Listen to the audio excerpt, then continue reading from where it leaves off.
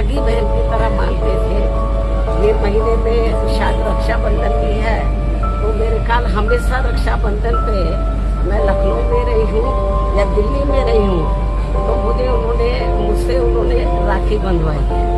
भाई तो बहुत बने, शुरू कास्ट को छोड़कर सब धोखा दे के चले गए, लेकिन इन्होंने धोखा नहीं दिया। और मैं आज ये कहना चाहती हूँ उनके परिवार के लोगों को, इस दुख की घड़ी में हमारी पार्टी उनके साथ है और उनका एक बेटा है, बेटी शादीशुदा और बेटा भी। सब मुझे बहुत आदर सम्मान देते हैं। तो मैं इस मौके पर पूरे परिवार को यह आश्वासन देना चाहती हूँ, यदि परिवार चाहेगा तो उनके बेटे को मैं राजनीति में आगे बढ़ावा दूंगी, उनके स्थान पर उनको पूरा महत्व दूंगी।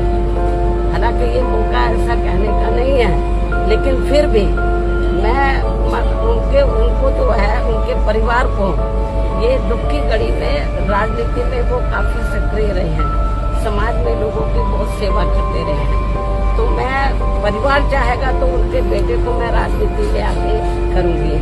और जहाँ तक उनकी विधानसभा का सवाल है, रसड़ा जो विधानसभा बलिया में, मेरे ख्याल जब भी उन्होंने चुनाव लड़ा बीएसपी से हमेशा, और उन्होंने चुनाव जीता है और क्षेत्र की जनता का पूरा ध्यान रखा।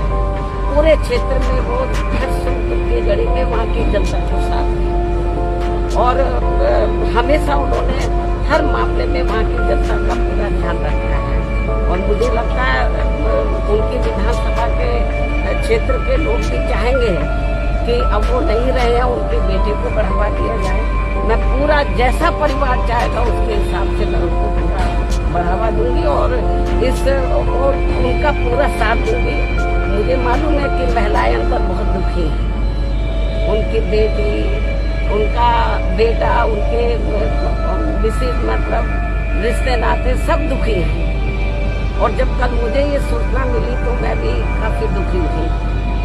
बीच में मैं एक बार देखने के लिए भी आई थी, तबीयत ज्यादा ठीक नहीं थी, लेकिन वो इतना मुझे मानते थे अपनी रियल सिस्टर की तरह कि एक बार उनको लगा कि बहन जी को बहुत दिन हो गए देखे हुए, मुझे मिलना चाहिए। तो मैंने कहा कि आप बीमारी की हालत में क्यों आए, मैं आ जाती आपके घर में। वो मेरे घर पर मिलने के लिए आए, बीमारी की हालत में भी। बोलते कि नहीं, मैं आई थी इधर मिलने के लिए, उनसे मिली थी, लेकिन उनको लगा कि नहीं बहन जी की याद आ रही है, आप बता देते मैं आ जाती। तो इसलिए मैं आपको ये बताना चाहती हूँ कि हमारी पार्टी को बड़ी